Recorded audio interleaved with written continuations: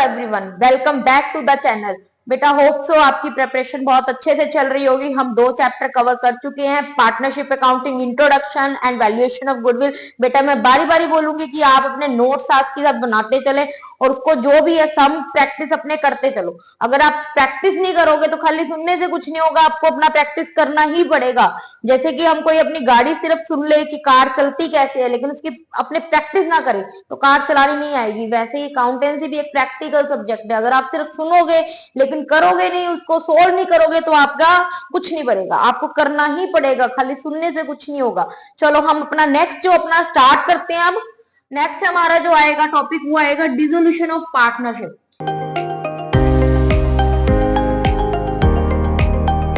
इसमें क्या है बेटा, इसका मतलब क्या है? Breaking in partnership.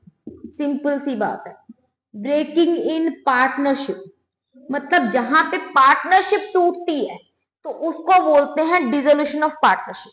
ठीक है, जैसे कि सपोज करो कि कोई पार्टनर एडमिट हो गया, ए बी सी 3 पार्टनर थे, डी ने इसको ज्वाइन कर लिया।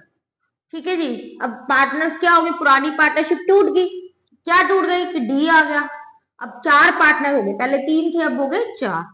सेकंड ए बी सी थी, सी रिटायर हो गया। तो अगेन पार्टनरशिप टूट गई, एग्जिस्टिंग पुरानी पार्टनरशिप टूट गई। न्यू पार्टनर कौन रह गए, ए और बी। इसमें न्यू पार्टनर्स कौन थे, A B C and D.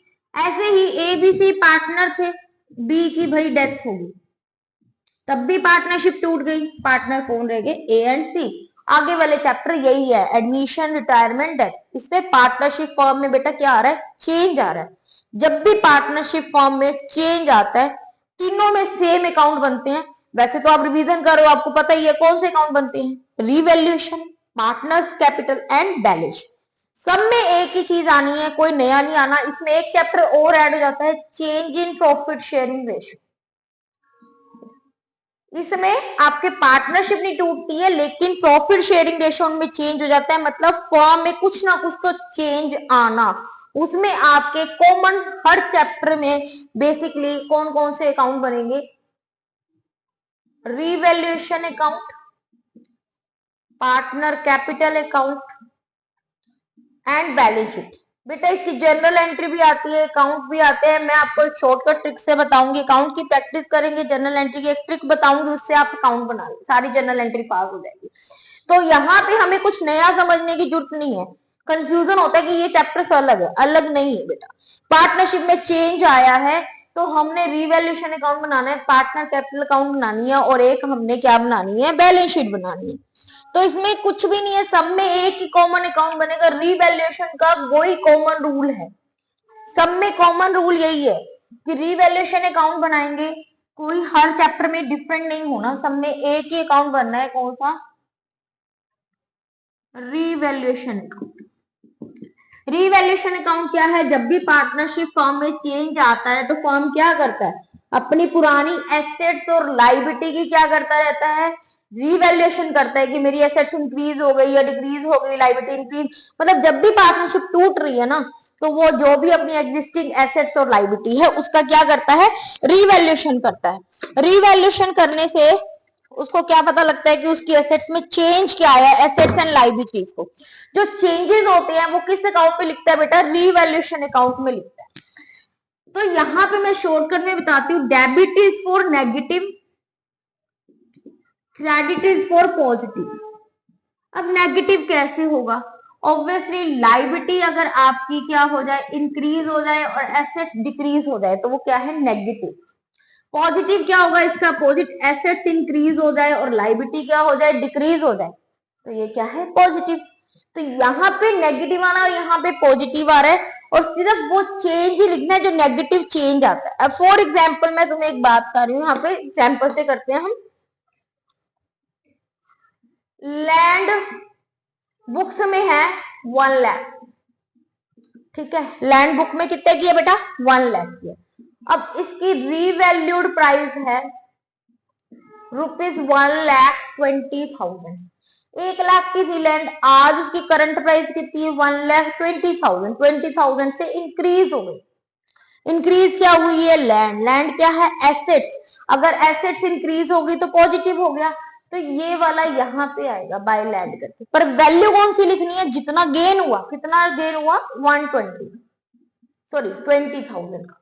1 lakh की थी, 1,20,000 की होगी तो गेन कितने का हुआ? 20,000 का, वही लिखना है। अगर यहाँ पे लैंड की रीवैल्यूड प्राइस पोज करो हो जाती 60,000, तो 1 लाख की लैंड थी, कितने की होगी? 60 की होगी, तो 40,000 क्या हो गई? डिक्रीज हो गई। लैंड डिक्रीज होना क्या होता है? नेगेटिव।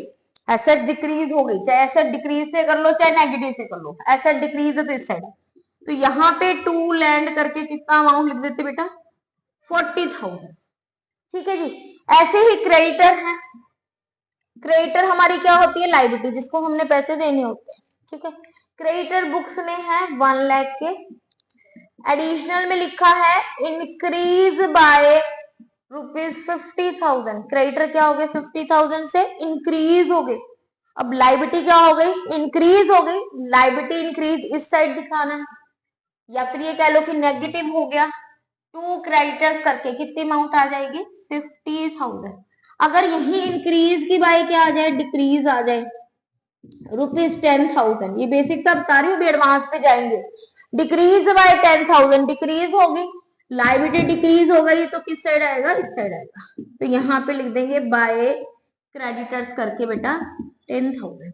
तो यहाँ पे चाहे नेगेटिव पॉजिटिव से याद कर लो, या फिर ये तो है ही है, एसेट्स इंक्रीज या लाइबिलिटी डिक्रीज, या लाइबिलिटी इंक्रीज और एसेट्स डिक्रीज। इसके अलावा यहाँ पे दो चीजें और आती है बेटा, जो कोई नहीं बताता, कि एक्सपेंस अगर इंक्रीज हो जाए तो भी इस साइड आएगा, एक्सपेंस अगर डिक्रीज हो जाए तो इस साइड आएगा। ठीक है। जैसे फर्म ने कोई रेमुनरेशन पे किया तो एक्सपेंस इंक्रीज हो गया ना, तो वो रेमुनरेशन इस साइड आएगा। ठीक है जी। तो ऐसे ही इनकम का रूल क्या होगा? नेगेटिव, सारी नेगेटिव चीजें इधर आएगी। इनकम डिक्रीज, तो यहाँ क्या आ जाएगा? Income increase. इसको लिख लो बेटा। Credit side is positive. Positive किन चीजों से होगा? ऑब्वियसली एसेट्स बढ़ेगी या इनकम बढ़ेगी तो पॉजिटिव होगा। लाइबिलिटी डिक्रीज हो, लाइबिलिटी अपनी डिक्रीज होगी और एक्सपेंस डिक्रीज होंगे तो भी पॉजिटिव होगा। नेगेटिव इसका अपोजिट हो जाएगा। स्क्रीनशॉट लेना है तो बेटा इसका ले लो स्क्रीनशॉट। ठीक है। अब यहाँ पे बात आती है बेटा, ठीक है, कईयों को ये बेसिक चीजें पता है, अब यहाँ पे पता नहीं लगता हमने वैल्यू कौन सी लिखनी है। मैं एक एग्जांपल से लिख रही हूँ यहाँ पे। सपोज करो मशीनरी अपनी बैलेंस शीट में शो हो रही है 1 लाख की। ठीक है। एडिशनल इंफॉर्मेशन में बता रखा है machinery increase by ₹10,000। Machinery valued at ₹10,000।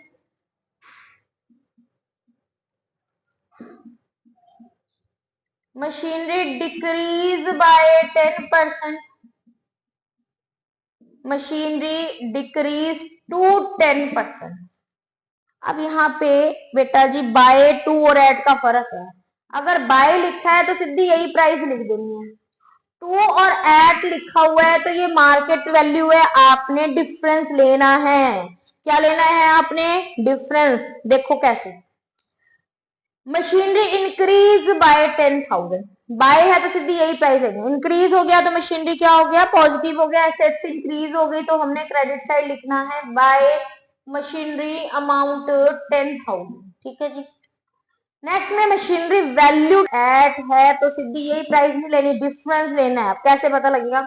Machinery 1 lakh की थी, now it's price is 10,000। This is current price. 1 lakh की थी, 10,000 जाएगी, 90,000 क्या हो गई बेटा? डिक्रीज हो गई। डिक्रीज हो गया तो किस साइड आएगा? Debit side. टू मशीनरी करके यहाँ पे आ जाएगा 90,000। तो बाय है तो सीधी प्राइस लिखनी है, टू और एट है तो डिफरेंस देखना हमने। अब यहाँ देखो मशीनरी डिक्रीज बाय, बाय है, पहले तो 10% है, 10% की वैल्यू कैलकुलेट कर लेते हैं। 1 लाख का 10% यहाँ पे भी 10,000 आएगा, 1 लाख का 10% यहाँ पे भी 10,000 आएगा। ठीक है। पर यहाँ क्या लिखा है? मशीनरी डिक्रीज बाय, बाय है तो सीधी यही लिखना है। अब डिक्रीज हुई है तो किस साइड आएगा? मशीनरी डिक्रीज हुई है तो डेबिट साइड। टू मशीनरी करके कितना आ जाएगा? 10,000। पर यहाँ लिखा है मशीनरी डिक्रीज टू 10,000, टू है तो डिफरेंस लेना है, मतलब पहले 1 की थी अब कितने की होगी 10 की, तो 90,000 की डिक्रीज होगी, तो अब यहाँ पे 90,000 लिखना है टू मशीनरी करके। तो मैंने पहले वाले दो में अमाउंट लिख के बताया, दूसरे में परसेंटेज बताया। तो बाय है तो सीधी वही प्राइस आएगी, टू और एट लिखा है तो बेटा डिफरेंस लिखना है। ये रिवैल्यूएशन अकाउंट का एक रूल हो गया, ठीक है, याद रखना ये वाला। कोई भी एसेट्स या लाइबिलिटी है, टू और एट लिखा है तो डिफरेंस लिखना है, बाय है तो सीधी वही प्राइस लिखना है, ठीक है। अब यहाँ पे आता है मशीनरी अंडर वैल्यूड बाय, एक आता है ओवर वैल्यूड बाय, ये कंफ्यूजन होता है बच्चे को। Over valued bye 10%, 10%। Under valued में फॉर्मूला क्या लगना है, वैसे तो 1 लाख इंटू 10% लिखाते हैं ना। अंडर वैल्यूड के केस में आपने रेट ओवर 100 माइनस रेट का फॉर्मूला लगाना है। ओवर वैल्यूड में 1 lakh into 10 over 100 plus rate का फॉर्मूला लगा के वैल्यू कैलकुलेट करनी है। याद रखना कि अगर सीधी मशीनरी अगर डिक्रीज इंक्रीज बाय लिखा है तो 10 ओवर 100, अंडर वैल्यूड या ओवर वैल्यूड के साथ अगर रेट दी हुई है तो रेट ओवर 100 प्लस रेट या माइनस प्लस रेट लगेगा। अंडर वैल्यूड का मतलब होता है लेस रिटर्न, मतलब आपने क्या करना है इंक्रीज। ओवर वैल्यूड का मतलब होता है ओवर रिटर्न, तो क्या करना है आपने डिक्रीज। बट हम पॉइंट टू पॉइंट बात करते हैं, बहुत ज्यादा डिटेल में नहीं जाते हैं, बस कि अंडर वैल्यूड विद रेट है तो फॉर्मूला लगेगा rate over 100 minus rate, over valued with rate है तो रेट ओवर 100 प्लस रेट, ये करके जो आएगा वो लिखना आपने, ठीक है जी। तो यहाँ पे देखो कितने प्राइस आएगी, पॉइंट्स में आएगा 1 लाख इंटू 10 ओवर 90, ठीक है, 10 ओवर 90, 111 समथिंग जो भी वैल्यू आएगी ये आएगी। इसमें आएगा 1 लाख इंटू 10 ओवर 110, इसमें भी पॉइंट में समथिंग आएगा, जो भी वैल्यू आएगी ये वाली किस साइड आएगी, बाय मशीनरी करके आएगी क्योंकि इंक्रीज करनी है। ये वाली वैल्यू किस साइड आएगी, डेबिट साइड आएगी, टू मशीनरी करके क्योंकि डिक्रीज करनी है। बट कैलकुलेशन का मेथड अलग हो गया। अगर यहाँ पे अंडर वैल्यूड की बजाय इंक्रीज बाय 10% लिखा होता ना तो 1 लाख इंटू 10%, 10 ओवर 100 लगाते, 10,000 लिख देते। डिक्रीज बाय लिखा होता तो 10 ओवर 100 ही लगाते, यहाँ पे भी 1 लाख इंटू 10 ओवर 100 और ये भी 10,000 ही लिखते। पर अंडर वैल्यूड और ओवर वैल्यूड के साथ रेट आ जाए तो अंडर वैल्यूड के साथ अगर रेट है, अंडर वैल्यूड के साथ रेट है तो फॉर्मूला क्या करेगा, rate over 100 minus rate, over valued के साथ रेट है तो रेट ओवर 100 प्लस रेट, ठीक है। ये आपके रिवैल्यूएशन का एक ओवरव्यू हो गया, ठीक है जी, समझ आ गया रिवैल्यूएशन में। इसके बाद आपका क्या आता है यहाँ पे, कोई डाउट हो तो बेटा आप उसमें पूछ लेना, कमेंट में लिख के पूछ लेना, मेरे से कोई पर्सनल डाउट पूछ लेना जैसे आपको ठीक लगता है। हाँ जी, थोड़ा ओवरव्यू कर रहे हैं हम, चैप्टर कवर कर रहे हैं तो थोड़ा फास्ट चलते हैं यहाँ पे हम। हाँ जी, उसके बाद रिवैल्यूएशन के बाद हम क्या करते हैं, पार्टनर्स कैपिटल अकाउंट बनाते हैं, ठीक है जी, पार्टनर्स कैपिटल अकाउंट। उससे पहले हम पार्टनर कैपिटल में कुछ चीजें आती हैं उसको डिस्कस कर लेते हैं। Accumulated gain, accumulated loss. Accumulated gain बेटा कहाँ पे होते हैं आपकी, बैलेंस शीट में लायबिलिटी साइड होते हैं। जो एक्यूमुलेटेड लॉस होते हैं बेटा वो कहाँ होते हैं, बैलेंस शीट में एसेट साइड होते हैं। तो लायबिलिटी साइड कौन कौन से होते हैं, general reserve, reserve fund,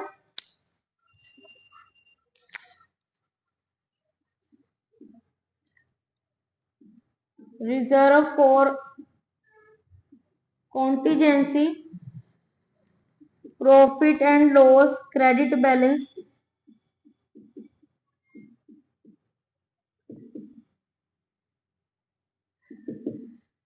workman compensation reserve and last investment fluctuation reserve. बेटा इससे बाहर कुछ नहीं आएगा, जो मैं तुम्हें करवा रही हूँ कुछ नहीं आना इससे बाहर। एक्यूमुलेटेड लॉस एसेट साइड होते हैं, profit and loss debit and advertisement suspense. हाँ जी, जो भी एक्यूमुलेटेड गेन होते हैं ये पार्टनर्स में डिस्ट्रीब्यूट हो जाते हैं किस रेशो में, ओल्ड रेशो में। ये भी same old ratio. Accumulated gain का मतलब क्या है, पुराना इकट्ठा किया हुआ गेन। जब भी पार्टनरशिप टूटती है तो हर कोई क्या करता है, जो पुराना इकट्ठा किया हुआ पैसा होता है वो अपने में डिस्ट्रीब्यूट कर लेता है। जैसे सपोज करो तुम्हारे फादर ने और अंकल ने, ठीक है, मिलके काम शुरू किया, ठीक है, उन्होंने रिजर्व में इक्वल कंट्रीब्यूट किया। इक्वल कंट्रीब्यूट किया मतलब फादर ने भी 50,000 कंट्रीब्यूट किया, अंकल ने भी 50,000 कंट्रीब्यूट किए, कितने हैं टोटल, 1 लाख। अब ये रखे हुए हैं बिजनेस में, कोई जरूरत पड़ जाए किसी काम की तो हमने प्रॉफिट में से कमा के इन्होंने पैसे साइड में रखे हुए हैं, ठीक है। सपोज करो आपके फादर का कोई फ्रेंड आपके बिजनेस को क्या करना चाहता है, ज्वाइन करना चाहता है, ठीक है, मतलब एक और अंकल लिख लेते हैं यहाँ पे, अंकल के उन्होंने बिजनेस ज्वाइन किया, ये अंकल आर थे, ये और बिजनेस ज्वाइन करना चाहते हैं, ठीक है। अब इसमें इनका तो कंट्रीब्यूशन नहीं है ना, अंकल के का, किसका है, तुम्हारे पापा का है और तुम्हारे एक अंकल आर का कंट्रीब्यूशन है। अगर हम इसमें जब ये अंकल के इसको ज्वाइन कर रहे हैं तो ये क्या करेंगे, तुम्हारे पापा और अंकल आर जो इन्होंने बिजनेस के लिए एक्यूमुलेट किया हुआ पैसा, एक्यूमुलेटेड गेन 1 लाख रुपया अपना इकट्ठा करके बिजनेस में रखा हुआ, वो क्या कर लेंगे, निकाल लेंगे।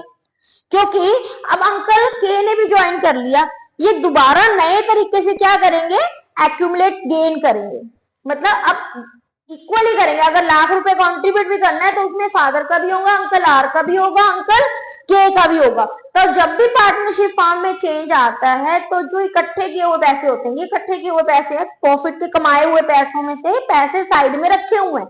क्योंकि जब भी हम कमाते हैं पैसे, जैसे तुम्हारे पेरेंट्स कुछ भी कमाते हैं सारा खर्च थोड़ा ना कर देते हैं, जो भी कमाता है दुकानदार बिजनेस में कुछ भी कमा रहा है तो कुछ पैसे अपनी इमरजेंसी के लिए साइड में रखता है।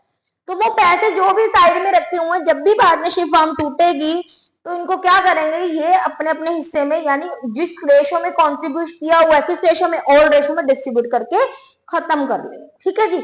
यहाँ पे ये काम करना है इन्होंने, ठीक है। General reserve, reserve fund, reserve for contingency and profit and loss, दो ये हैं। इसके मैं भी स्पेसिफिक है कुछ बताऊंगी अभी। एक्यूमुलेटेड लॉस पड़े हैं बैलेंस शीट में एसेट साइड, ये प्रॉफिट एंड लॉस है और एडवर्टीजमेंट सस्पेंस है, बैलेंस शीट में एसेट साइड पड़े थे, ये इकट्ठे किए हुए लॉस है। तो लॉस भी नया पार्टनर क्यों बियर करेगा, रिटायर हो गया तो भी आपका जो जा रहा है उसको भी तो लॉस लोगे, भाई तेरा लॉस था तू लेके जा अपना। तो यहाँ पे जब भी चेंज आएगा तो एक्यूमुलेटेड गेन और एक्यूमुलेटेड लॉस जो पड़े होंगे बैलेंस शीट में बस एज इट इज लिखे होते हैं, तो उसको क्या करना है हमने, बस ओल्ड रेशो में डिस्ट्रीब्यूट कर देना और कुछ नहीं करना। किस साइड डिस्ट्रीब्यूट होंगे, ये गेन है, गेन्स डिस्ट्रीब्यूट होंगे तो कैपिटल क्या होगी, इंक्रीज होगी। लॉस डिस्ट्रीब्यूट करेंगे तो बेटा कैपिटल क्या होगी, डिक्रीज होगी। तो कैपिटल इंक्रीज होगी तो ये किस साइड आएंगे, कैपिटल अकाउंट में क्रेडिट साइड आएंगे, ये किस साइड आएंगे, डेबिट साइड आएंगे। ये तो रूल के अकॉर्डिंग था, अगर किसी को कंफ्यूजन होता है तो मैं डायरेक्ट भी बता देती। सपोज करो ए बी सी पार्टनर्स हैं, ए बी सी पार्टनर्स है, इतना तो सबको पता है। कैपिटल अकाउंट में सबसे पहले क्या आता है, बाय बैलेंस, पार्टनर्स कैपिटल। तो जो भी बैलेंस शीट में लायबिलिटी साइड एक्यूमुलेटेड गेन होते हैं इस साइड आ जाते हैं, अपोजिट साइड। जो एसेट साइड वाले होते हैं वो इधर आ जाते हैं, अपोजिट साइड, ठीक है बेटा। बाय एक्यूमुलेटेड गेन किस रेशो में डिस्ट्रीब्यूट होंगे, ओल्ड रेशो में। इधर क्या आएगा, एक्यूमुलेटेड लॉस, ये भी किस में डिस्ट्रीब्यूट होंगे बेटा, ओल्ड रेशो। मतलब अगर आपके asset side profit and loss और एडवर्टीजमेंट सस्पेंस पड़े हैं तो वो इधर आ जाएंगे, टू प्रॉफिट एंड लॉस करके ओल्ड रेशो में, advertisement suspense, to advertisement suspense करके ओल्ड रेशो में, हमेशा ओल्ड रेशो में होंगे, बस ये याद रखना। चाहे एडमिशन है, चाहे रिटायरमेंट है, चाहे डेथ है, चाहे change in profit sharing ratio, बस ओल्ड रेशियो में करना। सब चैप्टर में सेम ट्रीटमेंट है, कुछ नया नहीं है। हर में ये नहीं समझो ये चैप्टर अलग है, ये चारों चैप्टर सेम है, कुछ अलग नहीं है चारों चैप्टर में, है ना। सबसे पहले बैलेंस आता है, ओल्ड रेशो में डिस्ट्रीब्यूट कर देने। एक्यूमुलेटेड गेन है जो भी इस साइड लायबिलिटी साइड होंगे वो क्रेडिट साइड, इनके अलावा कुछ नहीं आता, कुछ भी नहीं आता, ठीक है। ये एसेट साइड होंगे, इसको इस साइड, ठीक है।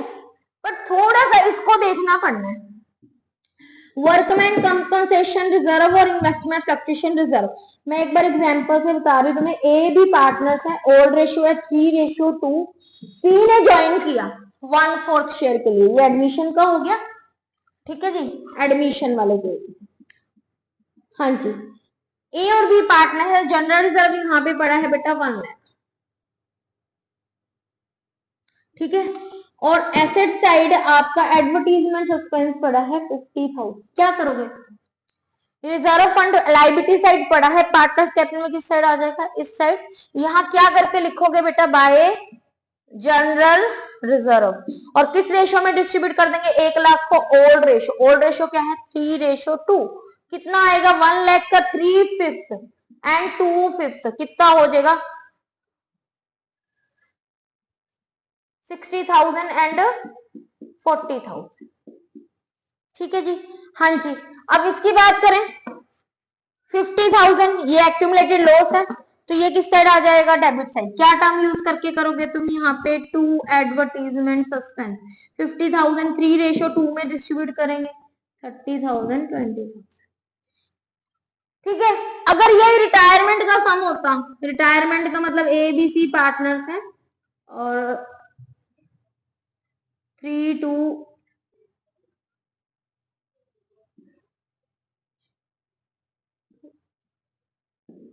4:3 रेशो, ठीक है जी। बी की रिटायरमेंट होगी, ठीक है जी, रिटायरमेंट होगी तो भी पार्टनर कैपिटल बनना है, वही बैलेंस लिखना है, वही जनरल रिजर्व डिस्ट्रीब्यूट होना है। जनरल रिजर्व किस में डिस्ट्रीब्यूट होएगा? Old ratio. ओल्ड रेशो किसका है? ए बी एंड सी। किस रेशो में डिस्ट्रीब्यूट हो जाएगा? 4:3 में। कितना हो गया? 1 लाख का 4/10, 40,000 30,000 एंड 30,000। ऐसे करना है, मतलब चाहे तुम्हारा एडमिशन का आ जाए, रिटायरमेंट का आ जाए, चाहे डेथ का आ जाए, अगर तुम्हारे लायबिलिटी साइड कुछ भी एक्यूमुलेटेड गेन पड़े हैं वो आपने किस साइड डिस्ट्रीब्यूट कर देना है? Credit side. Accumulated loss balance sheet में एसेट साइड मिलेंगे, किस रेशो में डिस्ट्रीब्यूट होंगे? ओल्ड रेशो में। किस साइड होंगे? Debit side. अब यहाँ आती है वर्कमैन कंपनसेशन रिजर्व की बात। जैसे वर्कमैन कंपनसेशन रिजर्व समझो कि 1 लाख है, 1,20,000 का लिख लेते हैं, 1,20,000 का workman compensation reserve. Workman compensation reserve किस लिए बनाते हैं? वर्कर के लॉस को कवर करने के लिए। किस लिए बनाते हैं? वर्कर के लॉस को कवर करने के लिए। अगर एडिशनल इंफॉर्मेशन में लिखा हुआ है there is a claim against workman of ₹70,000, अब भाई 1,20,000 में 70,000 तो वर्कर के क्लेम के देने हैं, तो पार्टनर्स में कितने डिस्ट्रीब्यूट होंगे बेटा? ये वाले डिस्ट्रीब्यूट कब करने हैं? जब क्लेम को कवर करने के बाद बच जाए तो। अब इसमें अलग अलग केसेस में सिर्फ ओरल फटाफट से बताऊंगी, रिवाइज कर रहे हैं हम। 1,20,000 में से 70,000 कवर कर लिए, कितने रह गए? 50,000। वो 50,000 पार्टनर्स में डिस्ट्रीब्यूट होंगे। वर्कमैन कंपनसेशन रिजर्व 50,000 किस रेशो में हो जाएंगे? ओल्ड रेशो में। जिस सपोज करो वर्कर का क्लेम आ गया 1,50,000 का, अब रिजर्व में कितने बड़े थे? साइड में रखे कितने हुए थे? 1,20। क्लेम कितने का आ गया? 150 का, एक्सक्यूज मी, 120 से क्लेम कितने का आ गया? 150 का। अब ये रिजर्व कवर कर पा रहा है? नहीं, इवन और लॉस हो गया। अब रिजर्व में बचा है कुछ पार्टनर्स को देने के लिए? नहीं, तो हम पार्टनर्स में डिस्ट्रीब्यूट नहीं करेंगे। तो ये चीज याद रखना कि ये वर्कमैन कंपनसेशन रिजर्व बना है किसका? वर्कर के अगेंस्ट क्लेम को कवर करने के लिए। अगर क्लेम को कवर करने के बाद बचता है तो पार्टनर्स को मिलेगा, नहीं तो नहीं मिलेगा। अगर मान लो कोई क्लेम है ही नहीं, रिजर्व में पड़े 120 के 120 क्या कर दोगे? पार्टनर्स में डिस्ट्रीब्यूट कर दोगे। किस रेशो में? ओल्ड रेशो में। अब लास्ट आता है ये investment fluctuation reserve, investment fluctuation fund. इसका भी यही है, ये किसके लॉस को कवर करने के लिए बना है? इन्वेस्टमेंट। सपोज करो वर्कमैन कंपनसेशन रिजर्व है 1 लाख, ठीक है। आपकी बैलेंस शीट में इन्वेस्टमेंट दी हुई है 1 लाख की, उसकी बुक वैल्यू है 80,000। अब 1 लाख की इन्वेस्टमेंट की कितने की होगी बेटा? 80,000 की होगी, तो 20,000 का क्या हो गया? लॉस हो गया। तो 1 लाख में से 20,000 की ये लॉस कवर करने के बाद जो 80,000 बचेंगे वो पार्टनर्स में डिस्ट्रीब्यूट करने हैं बाय इन्वेस्टमेंट फ्लक्चुएशन फंड करके। 80,000 डिस्ट्रीब्यूट करने हैं किस रेशो में, ओल्ड रेशो में, जो भी ओल्ड रेशो की है, ठीक है। ओल्ड रेशो 2 का है तो 2 में, 3 का है तो 3 में, ओल्ड रेशो में डिस्ट्रीब्यूट करना है, ठीक है। एक चीज यहाँ बच्चे क्या गलती करते हैं बेटा, ये इन्वेस्टमेंट के लॉस को कवर करने के लिए बना है, गेन को कवर करने के लिए बड़ा। अगर बुक वैल्यू इन्वेस्टमेंट की 1 लाख है और उसकी आज की जो वैल्यू है वो होगी 1,10,000, 10,000 इंक्रीज होगी, इसका इसमें कोई इफेक्ट नहीं पड़ना। रिजर्व कितने का है, 1 लाख का, कोई लॉस हुआ इन्वेस्टमेंट का, नहीं हुआ, तो सारा का सारा 1 लाख का 1 लाख क्या कर दोगे, पार्टनर्स में डिस्ट्रीब्यूट कर दोगे। तो दोबारा जब तारीफ, ये एक्यूमुलेटेड गेन है, 2 एक्यूमुलेटेड लॉस है, ये कितने हैं गिनती के 6, इसके अलावा और कोई नहीं आता। 6 आपकी एक्यूमुलेटेड गेन अगर आ जाए क्वेश्चन में, लाइबिलिटी साइड होते हैं, पार्टनर कैपिटल में क्रेडिट साइड लिखने हैं, किस रेशो में लिखने हैं बेटा, ओल्ड रेशो में, चाहे change in profit sharing ratio, admission है, रिटायरमेंट है, डेथ है, सब चैप्टर में सेम है। ऐसे ही एक्यूमुलेटेड लॉस है, अगर आपको बैलेंस शीट में ये 2 एक्यूमुलेटेड लॉस दे रखे होते हैं तो आपने किस साइड करना है, पार्टनर कैपिटल में डेबिट साइड, अपोजिट साइड आ जाएगा। एडवर्टीजमेंट एक्सपेंस को बेटा एक डेफर्ड रेवेन्यू एक्सपेंडिचर भी बोलते हैं, डेफर्ड रेवेन्यू एक्सपेंडिचर भी बोलते हैं, ठीक है जी। ये हो गया accumulated gain and accumulated loss का। सबसे पहला हमने किसका देखा, रीवैल्यूएशन का, रीवैल्यूट कीजिए एसेट्स, उसके बाद हमने पार्टनर्स कैपिटल अकाउंट बनाना है, पार्टनर्स कैपिटल में हमने बैलेंस लिखना है, उसके बाद accumulated gain and accumulated loss लिखने हैं। ये गिनती के एक्यूमुलेटेड गेन और एक्यूमुलेटेड लॉस है जो पार्टनर्स कैपिटल में ट्रांसफर हो जाते हैं, किस रेशो में हो जाते हैं, और रेशो में। अब यहाँ मैं तुम्हें एक पॉइंट बता रही हूँ कि बैलेंस शीट में एसेट साइड जो गुडविल पड़ी होती है, जो एसेट साइड गुडविल पड़ी होती है, उसको भी हमने किस रेशो में डिस्ट्रीब्यूट करना है, ओल्ड रेशो में, उसको हमने एक्यूमुलेटेड लॉस की तरह ट्रीट करना है, बस चुप करके बस इसको गुडविल को इधर पार्टनर्स कैपिटल में डेबिट साइड लिख देना। तो मैं पार्टनर्स कैपिटल का एक फॉर्मेट बना रही हूँ, इन ब्रीफ जितना हमने पॉइंट किया है उससे रिलेटेड। ये पार्टनर कैपिटल अकाउंट सबसे पहले क्या आता है, बाय बैलेंस, बैलेंस जो पुरानी कैपिटल है, चाहे 1 की दी है, चाहे 2 की, चाहे 3 की, जो भी जिसकी दी है, बाय एक्यूमुलेटेड गेन किस रेशो में होगा, ओल्ड रेशो में, ठीक है। फिर यहाँ पे आएगा एक्यूमुलेटेड लॉस, वो भी किस में होगा, ओल्ड रेशो, जो भी ओल्ड रेशो है, जितने भी पार्टनर्स हैं ओल्ड, ठीक है जी। अगर रीवैल्यूएशन गेन आएगा वो भी किस रेशो में होगा, ओल्ड रेशो में। रीवैल्यूएशन लॉस आएगा वो भी किस में होगा बेटा, ओल्ड रेशो, जो भी ओल्ड पार्टनर्स हैं, ठीक है। बस बात इतनी सी कि जो भी आपके ओल्ड पार्टनर्स हैं, ठीक है। ये बेसिक सा इंट्रो है। इसके बाद यहाँ पे एक गुडविल वाली एंट्री आती है, बाकी इसमें कुछ भी नहीं बचा। ज्यादा से ज्यादा और क्या आ जाता है कि अगर कोई एसेट से पार्टनर लेके जाता है, पार्टनर अगर कोई एसेट्स लेके गया है तो उसकी कैपिटल से पैसे काट लेंगे। कैपिटल का रूल है, वही सिंपल रूल है बेटा, कैपिटल इंक्रीज होती है तो हमने क्रेडिट साइड लिखना है, डिक्रीज है तो डेबिट। अब जो भी कोई एसेट्स अगर कोई पार्टनर लेके गया है तो उसकी कैपिटल डिक्रीज हो जाएगी, किस साइड आ जाएगा, debit side, to assets. If any assets is taken over by any partner. इतना तो बेटा जो मैंने कराया है ना, ये आपका change in profit sharing ratio, admission, retirement and death, चारों चैप्टर में बिल्कुल सेम है। सबसे पहले कैपिटल, इधर एक्यूमुलेटेड गेन, इधर accumulated loss, revaluation gain, revaluation loss, कोई एसेट्स कोई पार्टनर लेके जा रहा है तो इस साइड, इधर if any liability is paid by any partner, अगर कोई लायबिलिटी की पेमेंट कोई पार्टनर करता है तो वो इस साइड आता है बेटा। इतने का स्क्रीनशॉट लो, फिर हमारा गुडविल का पॉइंट रह गया बस। हाँ जी बेटा, जो गुडविल वाला पार्ट रह गया वो हम नेक्स्ट वीडियो में कवर करेंगे, ठीक है। तो हमारा जो फर्स्ट पार्ट है इसका एडमिशन, रिटायरमेंट, डेथ और change in profit sharing ratio का इंट्रोडक्शन इस वीडियो में हमारा कवर हो गया। तो हम जो भी रह गया वो नेक्स्ट वीडियो में हम सारा इसको कवर कर लेंगे, ठीक है बेटा। Thank you for watching.